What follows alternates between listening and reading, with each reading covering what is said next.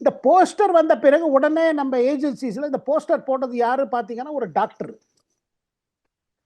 ஒரு டாக்டர்கிட்ட போறாங்க, அந்த டாக்டர் சொல்றாரு நான் ஒண்ணு கிடையாது, எனக்கு பணம் கொடுத்து இந்த போஸ்டர் அச்சடிக்கிறதுக்கு அவர் ஃபரிதாபாத்ல இருக்காரு, டெல்லி பக்கத்துல.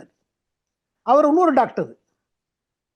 அந்த டாக்டர்கிட்ட வர்றாங்க. அந்த டாக்டர்கிட்ட வந்த போது என்ன எப்படி பணம் வாங்கினா வீட ரெய்டு பண்ணான்னா வீட்டில் ஒரு 300 கிலோகிராம் உங்களுக்கு இந்த ammonium nitrate and other explosive materials கிடைக்குது. ஓகே.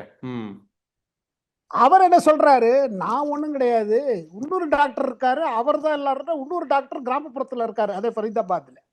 அங்க போன உடனே அங்க உனக்கு 3000 kilograms, that is 3 tons of this kind of explosive materials. So something big was happening. இந்த சபை அரெஸ்ட் பண்ணி நடக்கிற நேரத்துல 4வது டாக்டர்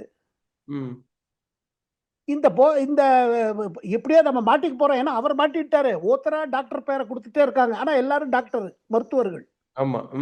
நம்ம மாட்டிக்க போறோம் தெரிஞ்சுட்டு அவர் அந்த அந்த அந்த எக்ஸ்ப்ளோசிவ் மெட்டீரியல் எடுத்து கார்ல வச்சுட்டு இன்னும் 2 நபரோட டெல்லி வர்றாரு.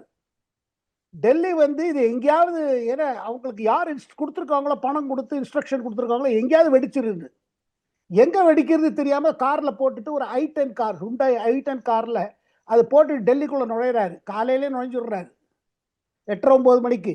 ஊரெல்லாம் சுத்துறாரு, எங்க வைக்கிறதுன்னு.